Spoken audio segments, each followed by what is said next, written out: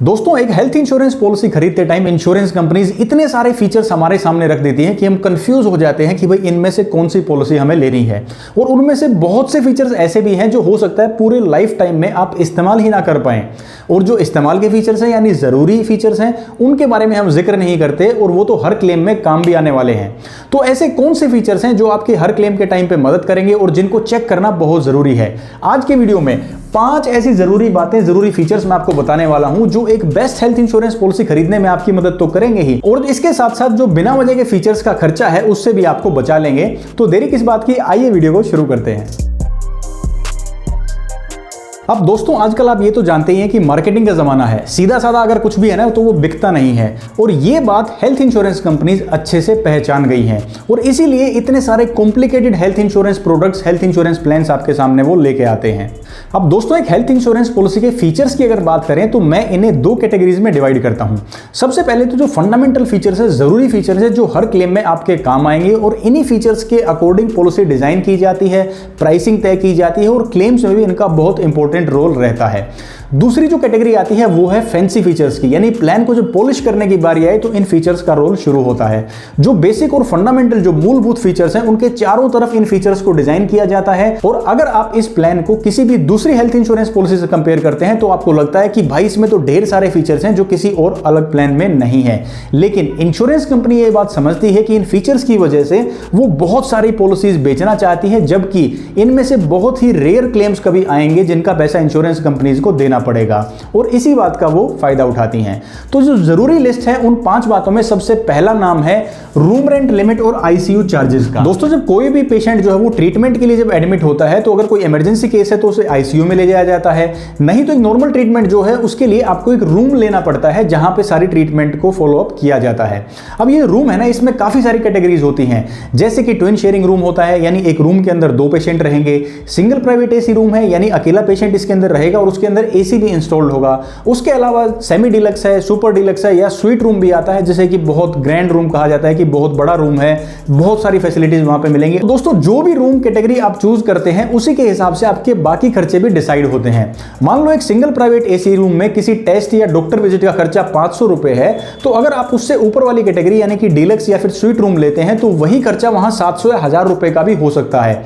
जैसे जैसे आपकी रूम की कैटेगरी बढ़ेगी वैसे वैसे उसी रेशियो में आपके सारे खर्चे बढ़ते जाएंगे, जैसे कि मेडिसिनल या ट्रीटमेंट कॉस्ट। अब बारी आती है आपकी इंश्योरेंस पॉलिसी में रूम रेंट कैटेगरी आपको कैसे दिखाई जाती है। इसके 3 ऑप्शंस आपको मिलते हैं। सबसे पहला ये आपको बताया जाता है कि आपके रूम रेंट के ऊपर कोई भी कैपिंग नहीं है। इसके अंदर जब तक आपका सम इंश्योर्ड है, जब तक आपके पॉलिसी में इलाज का पैसा बचा हुआ है, तब तक आप किसी भी कैटेगरी का रूम ले सकते हैं। उसमें कोई भी कैपिंग या लिमिट नहीं है, तो उसी कैटेगरी का रूम आपको मिलता है। अगर आप उस कैटेगरी से अपने रूम को अपग्रेड करते हैं तो उसी रेशियो में आपके सारे खर्चे बढ़ जाते हैं, और वो जो एक्स्ट्रा पैसे हैं वो आपको अपनी जेब से पे करने होंगे। मान लो आपकी जो कैटेगरी है वो सिंगल प्राइवेट एसी रूम की और आपने कोई स्वीट रूम ले लिया, तो इंश्योरेंस कंपनी जो आपका क्लेम पास करेगी वो सिंगल प्राइवेट एसी रूम का ही करेगी। बाकी जो डिफरेंस का अमाउंट है सारे ट्रीटमेंट का वो आपको अपने पॉकेट से ही पे करना होगा। और तीसरी तरह से जो कैटेगरी आपको दिखाई जाती है वो है सम इंश्योर्ड के परसेंटेज की। मान लो आपका सम इंश्योर्ड है 10 लाख रुपए, तो इंश्योरेंस कंपनी कहती है इसका 1% हम आपको रूम रेंट के चार्जेस देंगे और 2% जो है वो आईसीयू चार्जेस का क्लेम दे देंगे। यहां पे आपका कितना भी खर्चा रूम रेंट का आईसीयू का आता है, आपको ये फिक्स परसेंटेज का ही क्लेम यहां पे मिलता है। अब इन तीनों कैटेगरीज में ना जो सबसे बेस्ट ऑप्शन है वो पहले वाला है, जहां पे कोई भी लिमिट आपको नहीं है, आप किसी भी कैटेगरी का रूम ले सकते हैं, बस आपका सम इंश्योर्ड बचा हुआ होना चाहिए। लेकिन ये पॉलिसी थोड़ी सी महंगी जरूर होती है क्योंकि कोई भी कैपिंग यहां पे कंपनी ने नहीं लगाई है। दूसरा जो ऑप्शन आता है, यानी कि कोई भी स्पेसिफिक कैटेगरी देना, जैसे कि सिंगल प्राइवेट एसी रूम या ट्विन शेयरिंग रूम, ये छोटे शहरों के हिसाब से बहुत अच्छा है। एक तो पॉलिसी सस्ती बनती है क्योंकि यहां पे एक लिमिट लग गई है कि आपको यही रूम रेंट मिलेगा। दूसरा, छोटे शहरों में और कस्बों में आपको single private AC room easily available मिल जाते हैं, जबकि बड़े शहरों में इन रूम्स की कैटेगरी अवेलेबल नहीं होती है।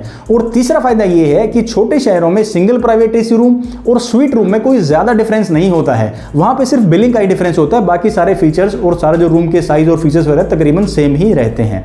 तीसरी जो आपकी कैटेगरी है, यानी कि परसेंटेज के हिसाब से जब आप रूम रेंट लेते हैं तो वो आपको तभी चूज करना चाहिए जब आपका सम इंश्योर्ड बहुत ज्यादा हो। अगर आपका सम इंश्योर्ड कम है, मान लो 5 लाख रुपए है, और उसका 1% अगर आपको रूम रेंट मिलेगा तो वो सफिशिएंट नहीं रहेगा किसी भी ट्रीटमेंट के लिए। अगर आपका सम इंश्योर्ड बहुत ज्यादा है, 20 लाख, 30 लाख, 40 लाख रुपए है, तो आप ये वाला रूम रेंट की कैटेगरी भी चूज कर सकते हैं जिसमें आपको परसेंटेज पहले ही डिफाइन कर दी जाती है।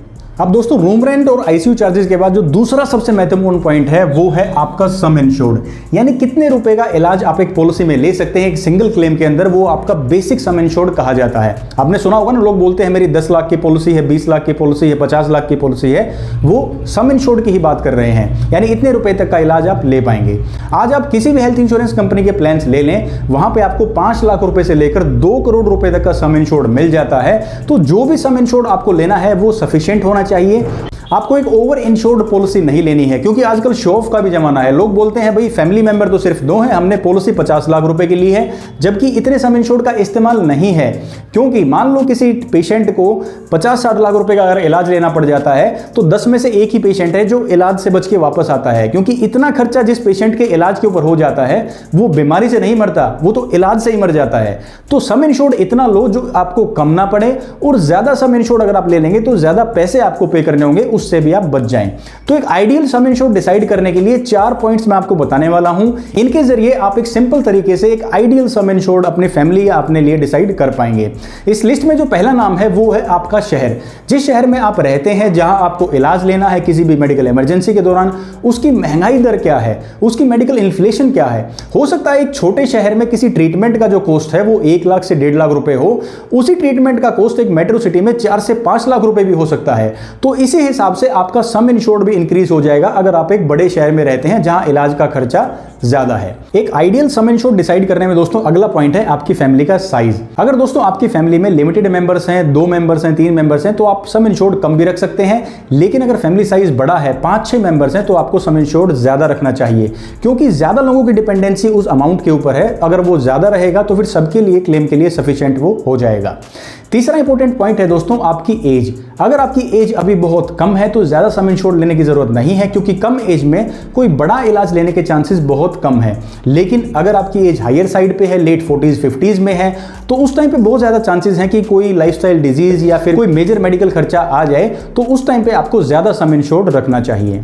फोर्थ इंपॉर्टेंट पॉइंट है दोस्तों प्री एग्जिस्टिंग डिजीज। अगर आपको पहले से कोई दिक्कत है, डायबिटीज है, कोई हाइपरटेंशन की दिक्कत है या थायराइड है, जिसका आपको लगता है कि फ्यूचर में आपको बड़ा इलाज लेना पड़ सकता है, तो आपको अभी से सफिशिएंट सम इंश्योर्ड ले लेना चाहिए। क्योंकि एक बार अगर कोई बड़ा क्लेम आ जाता है तो उसके बाद इंश्योरेंस कंपनीज आपको सम इंश्योर्ड बढ़ाने का या तो मौका नहीं देंगी, या फिर अगर वो सम इंश्योर्ड आपने बढ़ा भी लिया तो बढ़े हुए अमाउंट के ऊपर दोबारा से वेटिंग पीरियड शुरू हो जाएगा, यानी आपको कुछ टाइम वेट करना होगा उस सम इंश्योर्ड को इस्तेमाल करने के लिए।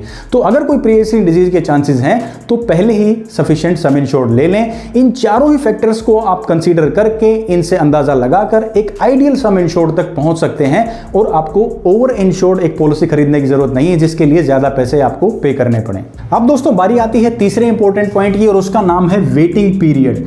वेटिंग पीरियड का मतलब यह है कि कोई भी इलाज लेने के लिए आपको एक स्पेसिफिक टाइम रुकना होगा। ये कंसेप्ट ना अपने भारत में ही है, क्योंकि यहाँ पे लोग बीमार होने के बाद ज्यादा हेल्थ इंश्योरेंस खरीदते हैं, पहले वो हेल्थ इंश्योरेंस पॉलिसी लेने की बहुत कम सोचते हैं। और इंश्योरेंस का तो सबसे पहला सिद्धांत ही ये है कि इंश्योरेंस जो है वो नुकसान की भरपाई के लिए है, मुनाफा कमाने के लिए नहीं है।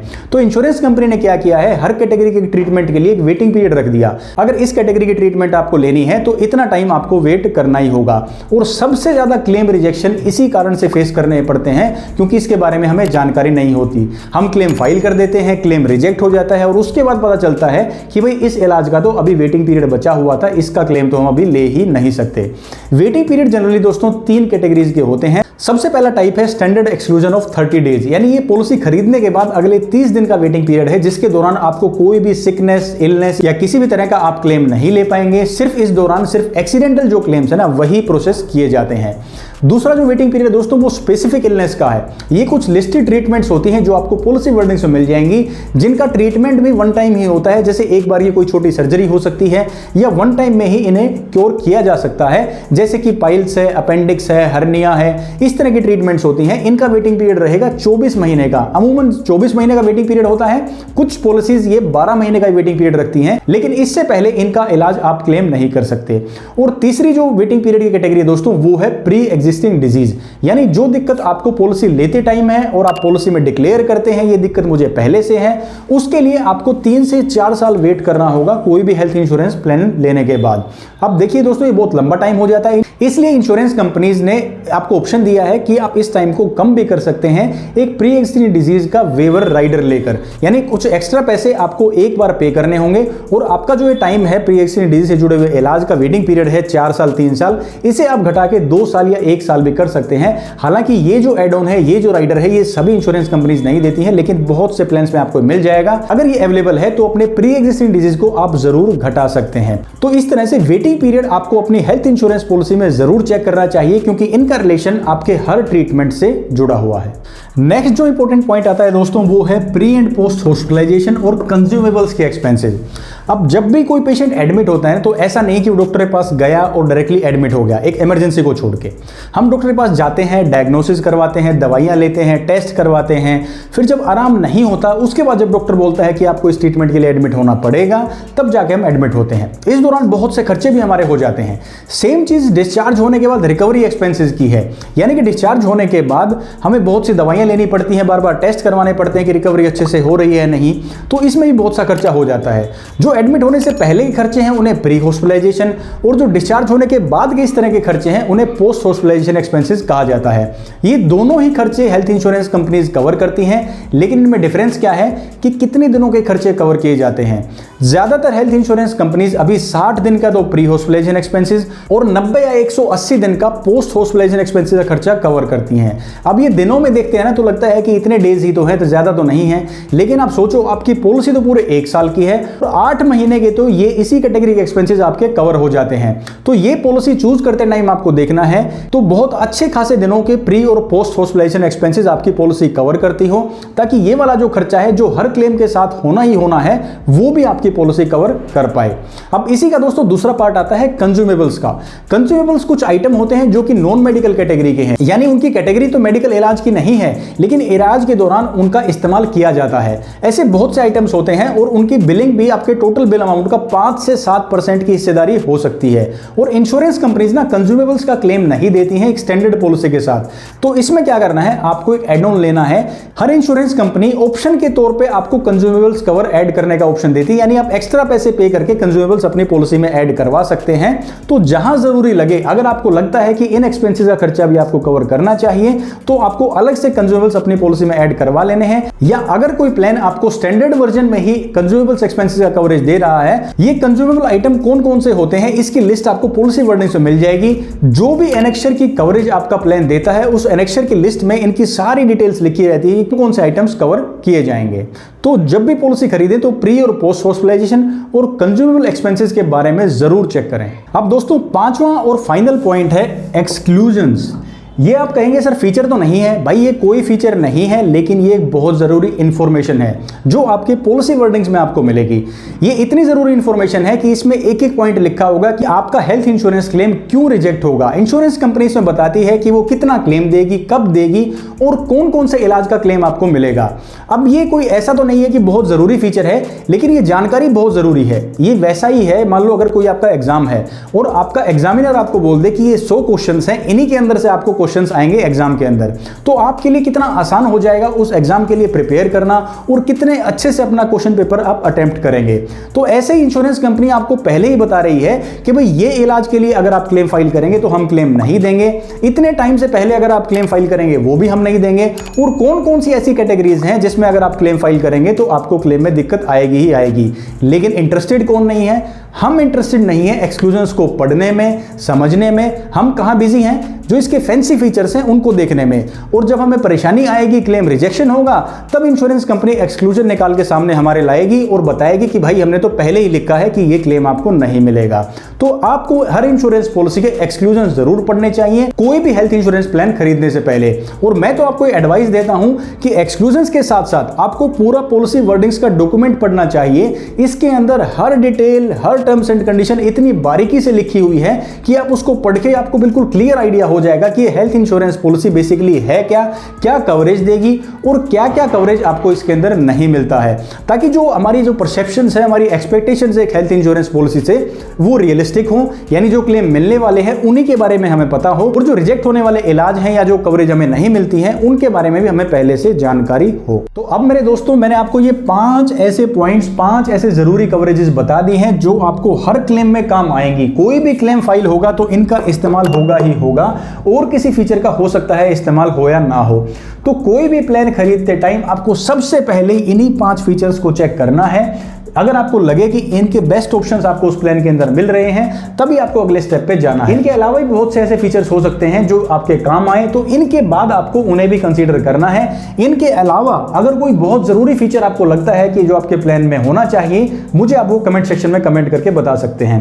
तो दोस्तों, इस वीडियो के जरिए मेरी जो कोशिश थी वो ये कि आप जब भी हेल्थ इंश्योरेंस पॉलिसी खरीदें तो जो आपका डिसीजन जो है ना वो सही दिशा में जा सके, इसके लिए मैंने वीडियो आपके लिए बनाया है। अगर आपको लगता है कि मेरी ये कोशिश सही है, जानकारी आपको पसंद आती है, आप वीडियो को लाइक कर सकते हैं। चैनल को सपोर्ट करने के लिए चैनल को सब्सक्राइब कर सकते हैं। मैं हरविंदर सिंह अब आपसे लूंगा इजाजत, मिलूंगा आपसे अगली वीडियो में। तब तक के लिए अपना ख्याल रखिए, खुश रहिए और स्वस्थ रहिए। जय हिंद।